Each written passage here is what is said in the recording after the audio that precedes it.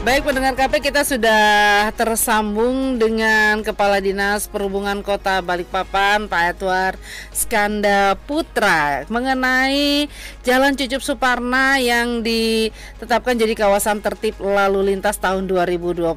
Langsung saja kita menyapa. Selamat pagi Pak Edward. Selamat pagi Mbak. Iya, bagaimana kabar Pak? Alhamdulillah baik. Alhamdulillah Mbak, baik. sehat? Sehat Pak. Sehat banget Pak. Sehat juga berarti. Gimana Pak? Yang penting dompetnya sehat juga. Nah, itu yang mau saya pingin Pak. Baik Pak, ini mengenai Jalan Cucup Suparna ditetapkan jadi kawasan tertib lalu lintas tahun 2024. Jadi sebenarnya penetapan kita ini kan sudah ada pertama kawasan KTL kita yang pertama tahun 2011 itu Jalan Sudirman. Kemudian 2015 kita menambah lagi satu KTL itu Jalan Rohi Rayu. Kenapa penambahan KTL ini sangat diperlukan? Karena ini dalam rangka menciptakan lalu lintas yang berkeselamatan. Selain itu juga ini menjadi bagian dari penilaian-penilaian di dalam beberapa kategori seperti kota sehat, kawasan lalu lintas, penilaian wahana tata nugraha, kemudian kota layak anak, itu yang menjadi tolak ukur ketika kita memiliki kawasan-kawasan KTL. Nah, pada tanggal 18 Oktober kemarin itu dirapatkan oleh Forum Lalu Lintas Angkutan Jalan Kota Balikpapan. Salah satunya membahas penambahan kawasan KTL. Nah, mengingat sarana-prasarana dan utilitas perumahan Balikpapan baru itu telah diserahkan oleh Sinarmas selaku pengembang kepada pemerintah kota, maka karena kawasan itu sudah menjadi kawasan yang cukup tertata, maka kita akan tetapkan sebagai kawasan KTL. Nah, itulah yang melatar belakangi kenapa Jalan Cucup Suparna itu kita tetapkan sebagai kawasan KTL. Iya, rencananya kan kita masih proses ya ini nanti peraturannya itu ditetapkan 2024. Jadi setelah SK terbit dari wali kota itu baru kita tetapkan, dan ini dalam proses pembahasan untuk draft SK dan perwalinya di kantor wali kota nanti. Sepertinya kalau kita lihat, kalau tertib lalu lintas artinya semuanya harus mendukung ya Pak. Salah satunya adalah ruas jalan atau lebarnya jalan ya kan Pak.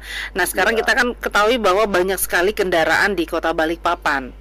Apakah itu juga sebagai acuan ruas jalan, sebagai acuan bahwa jalan tersebut termasuk dalam kawasan tertib lalu lintas? Iya, jadi makanya ada beberapa bagian nanti ketika kita tetapkan bahwa kawasan itu kawasan tertib lalu lintas, maka ada bagian-bagian yang kita lakukan penataan, penambahan rambu misalnya, penambahan putaran, mungkin ada juga akses jalan masuk dan keluar dari kawasan tersebut. Ini juga kenapa sih banyak konsekuensinya Mbak? Contoh misalnya ketika kita menerapkan Jalan Cucup Suparna sebagai KTL, maka akses jalan yang dari Agung Tunggal menuju Balikpapan baru itu kita lakukan penataan juga, menyesuaikan gitu. Itu termasuk jalan tikus ya Pak ya, kalau istilahnya Pak ya? Ya, jadi itu juga akan kita lakukan penataan mulai dari simpang MK Haryono Tunggal itu kita akan lakukan pelebaran. Kemudian juga yang orang kenal polisi tidur, speed trap itu nanti kita akan lakukan penataan juga. Kemudian beberapa rambu tentunya dengan diterapkannya itu jadi akses jalan ke kawasan KTL, maka tidak ada lagi nanti orang bisa sembarangan parkir di bahu jalan di Jalan Agung Tunggal karena akses penghubung. Namun itu kan ada kiri kanan tuh kan masih padat penduduk ya Pak? Iya. Apakah memungkinkan itu Pak? Memungkinkan. Pertama gini, kita udah 3 kali kita sosialisasi dengan warga sekitar dan pada prinsipnya mereka menyetujui. Jadi itulah makanya kenapa kita bisa lakukan itu, karena memang ada persetujuan dari warga, stakeholder dan seluruh stakeholder yang ikut rapat lah pada saat pembahasan tentang penetapan kawasan KTL.